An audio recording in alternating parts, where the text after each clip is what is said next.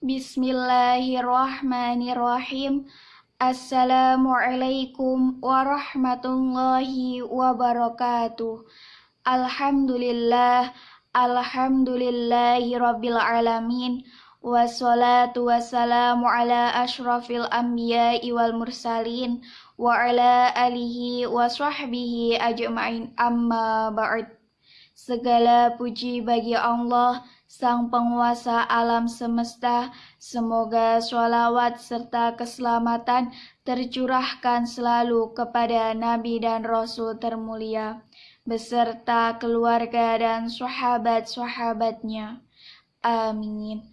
Pertama-tama dan yang paling utama, marilah kita ucapkan puja dan puji syukur kehadirat Allah Subhanahu wa Ta'ala yang telah memberi nikmat kepada kita semua berupa kesehatan jasmani dan rohani.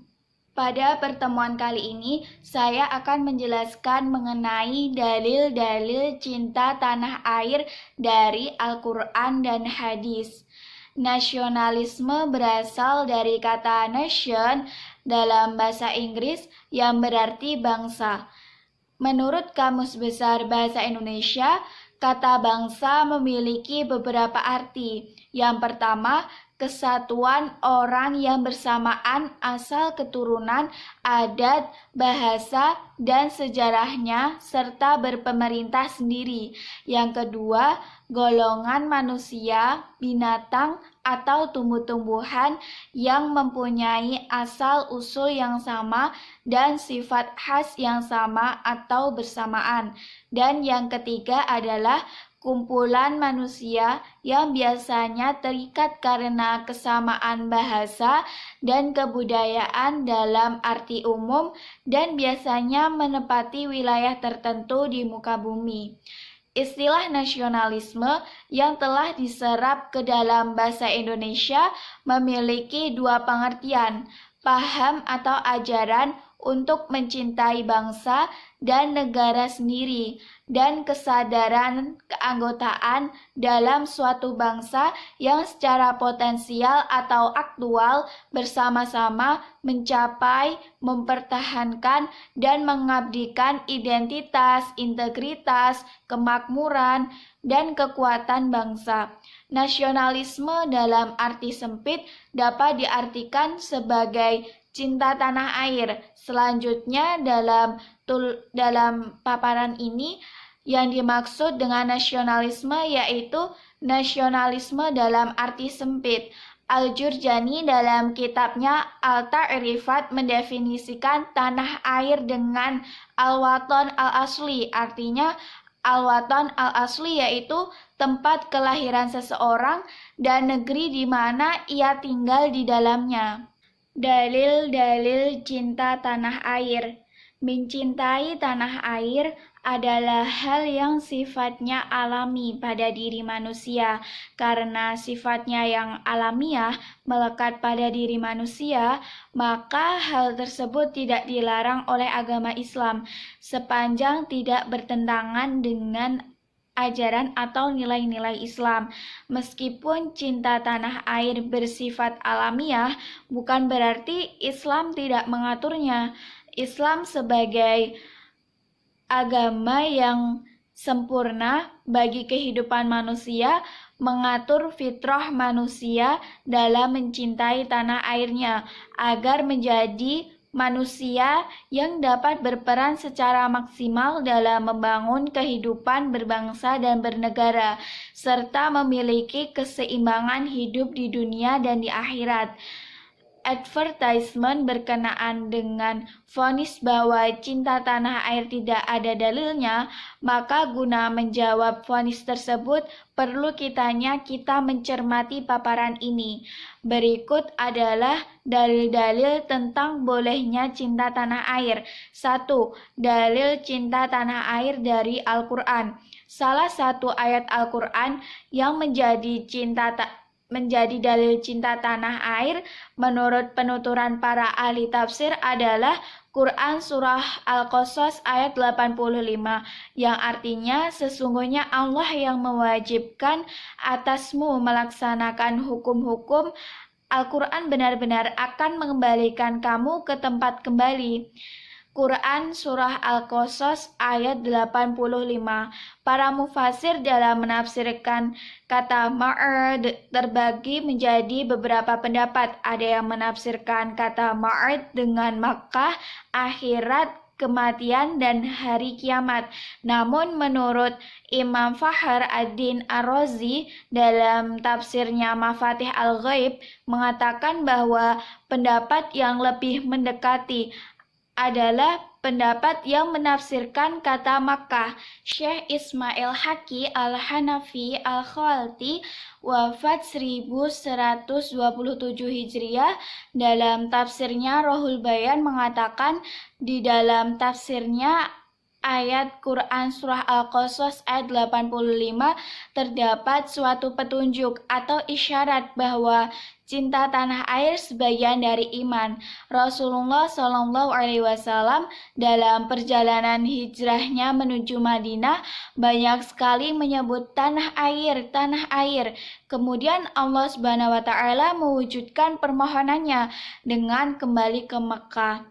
Sahabat Umar radhiyallahu an berkata, jika bukan karena cinta tanah air, niscaya akan rusak negeri yang jelek atau gersang. Maka sebab cinta tanah airlah dibangunlah negeri-negeri. Selanjutnya, ayat yang menjadi dalil cinta tanah air menurut ulama yaitu Quran Surah An-Nisa ayat 66 yang artinya, dan sesungguhnya jika seandainya kami perintahkan kepada mereka orang-orang munafik, bunuhlah diri kamu atau keluarlah dari kampung halaman kamu, niscaya mereka tidak akan melakukannya kecuali sebagian kecil dari mereka. Quran Surah An-Nisa ayat 66.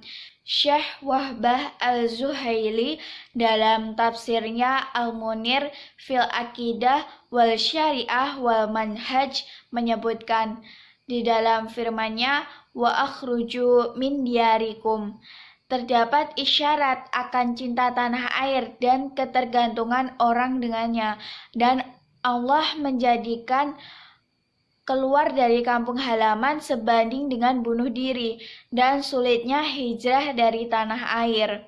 Pada kitabnya yang lain, Tafsir Al-Wasil, Syekh Wahbah Al-Zuhaili mengatakan di dalam firman Allah, keluarlah dari kampung halaman kamu, terdapat isyarat yang jelas akan ketergantungan hati manusia dengan negaranya, dan isyarat bahwa cinta tanah air adalah hal yang melekat di hati dan berhubungan dengannya, karena Allah Subhanahu wa Ta'ala menjadikan keluar dari kampung halaman dan tanah air setara dan sebanding dengan bunuh diri.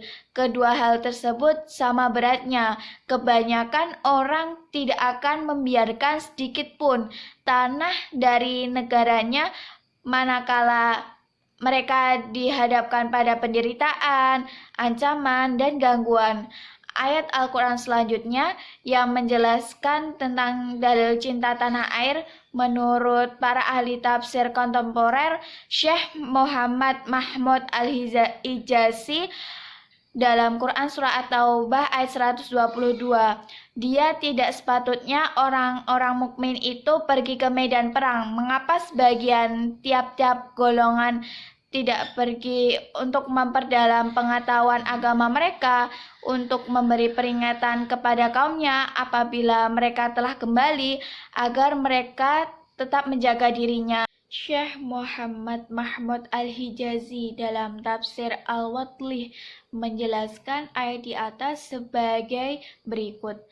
Ayat tersebut mengisyaratkan bahwa belajar ilmu adalah suatu kewajiban bagi umat secara keseluruhan, kewajiban yang tidak mengurangi kewajiban jihad, dan mempertahankan tanah air juga merupakan kewajiban yang suci, karena tanah air membutuhkan orang yang berjuang dengan pedang atau senjata dan juga orang yang berjuang dengan argumentasi dan dalil. Bahwasannya memperkokoh moralitas jiwa, menanamkan nasionalisme dan gemar berkorban, mencetak generasi yang berwawasan cinta tanah air sebagian dari iman. serta mempertahankannya tanah air adalah kewajiban yang suci. Inilah pondasi bangunan umat dan pilar kemerdekaan mereka. Yang kedua adalah dalil cinta tanah air dari hadis. Berikut ini adalah hadis-hadis yang menjadi dalil cinta tanah air menurut penjelasan para ulama hadis yang dikupas tuntas secara gamblang. Diriwayatkan dari sahabat Anas bahwa Nabi SAW ketika kembali dari berpergian dan melihat dinding-dinding Madinah, beliau mempercepat laju untanya. Apabila beliau menunggangi unta, maka beliau menggerakkannya untuk mempercepat karena kecintaan beliau terhadap Madinah. Hadis riwayat Bukhari, Ibnu Hibban, dan Tirmizi. Al-Hafidz Ibnu Hajar Al-Asqalani dalam kitabnya Fathul Bari menegaskan bahwa dalam hadis tersebut terdapat dalil atau petunjuk. Pertama, dalil atas keutamaan kota Madinah. Kedua, dalil disyariatkannya cinta tanah air dan rindu padanya. Sependapat dengan Al-Hafidz Ibnu Hajar, Badar ad-Din Al-Aini dalam kitabnya Umdatul Qori Syarh Shahih Bukhari menyatakan di dalamnya hadis terdapat dalil atau petunjuk atas keutamaan Madinah dan petunjuk atas disyariatkannya cinta tanah air dan rindu padanya. Imam Jalaluddin Al-Suyuti dalam kitabnya At-Tawshih Syarh Jami' As-Shahih menyebutkan, bercerita padaku Sa'id ibnu Abi Maryam, bercerita padaku Muhammad bin Ja'far, ia berkata, mengkabarkan padaku Humaid bahwasanya ia mendengar Anas radhiyallahu anhu berkata, Nabi SAW ketika kembali dari berpergian dan melihat tanjakan-tanjakan Madinah, beliau mempercepat laju untanya. Apabila beliau menunggangi unta, maka beliau menggerakkannya. Berkata Abu Abdillah Haris bin Umair dari Humaid, beliau menggerakkannya untuk mempercepat karena kecintaan beliau terhadap Madinah. Bercerita padaku Hutaibah, bercerita padaku Ismail dari Humaid dari Anas. Ibnu Hajar Al-Asqalani, Imam Suyuti di dalam menjelaskan hadis sahabat Anas di atas memberikan komentar. Di dalamnya hadis tersebut terdapat unsur disyariatkannya cinta tanah air dan merindukannya. Ungkapan yang sama juga disampaikan oleh Syekh Abu Al-Ula Muhammad Abdurrahman Al-Mubarakfuri dalam kitabnya Tuhfatul Ahwadhi Syarh At-Tirmizi. Hadis berikutnya yang menjadi dalil cinta tanah air yaitu hadis riwayat Ibnu Ishaq sebagaimana disampaikan Abu Al-Qasim Syihabuddin Abdurrahman bin Ismail yang masyhur dengan Abu Samah. Suhaili berkata, dan di dalam hadis tentang Waraqah bahwasanya ia berkata kepada Rasulullah SAW, sungguh engkau akan didustakan. Nabi tidak berkata sedikit pun. Lalu ia berkata lagi, dan sungguh engkau akan disakiti. Nabi pun tidak berkata apapun. Lalu ia berkata, sungguh engkau akan diusir. Kemudian Nabi pun menjawab, apakah mereka akan mengusirku? Al-Suhaili menyatakan disinilah terdapat dalil atas cinta tanah air dan beratnya memisahkannya dari hati. Pada hadis yang sama juga mengutip pendapat Al-Suhaili. Al-Suhaili berkata, disinilah terdapat dalil cinta tanah air dan beratnya memisahkannya dari hati. Paparan di atas menunjukkan bahwa cinta tanah air memiliki dalil yang bersumber dari Quran dan hadis, sebagaimana ditegaskan oleh para ulama seperti Ibnu Hajar Al-Asqalani, Imam Jalaluddin Al-Suyuti, Abdurrahim Al-Iraqi, Syekh Ismail Haqi Al-Hanafi, dan yang lainnya. Sehingga vonis cinta tanah air tidak dalilnya jelas tidak benar dan tidak berdasar. Marilah kita tutup dengan membaca doa bersama-sama. Subhanakallahumma wa bihamdika asyhadu alla ilaha illa anta astaghfiruka wa atubu ilaik. Terima kasih atas segala perhatiannya dan mohon maaf apabila ada kesalahan. Si Nani pergi ke Sragen, perginya sama si Pepai. See you again and say goodbye. Wassalamualaikum warahmatullahi wabarakatuh.